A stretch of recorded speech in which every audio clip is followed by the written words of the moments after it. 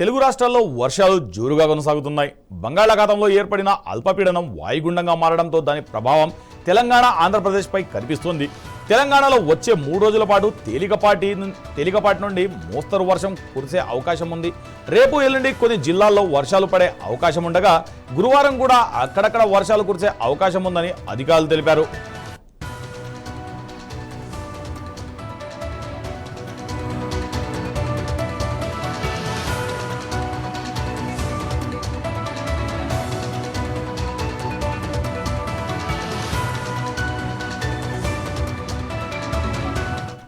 ఇక ఆంధ్రప్రదేశ్లోనూ అక్కడక్కడ ఉరుములు మెరుపులతో వర్షాలు పడే అవకాశం ఉంది.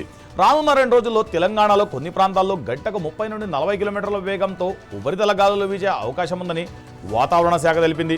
ఈదురుగాలుల సమయంలో అప్రమత్తంగా ఉండాలని అధికారులు సూచించారు.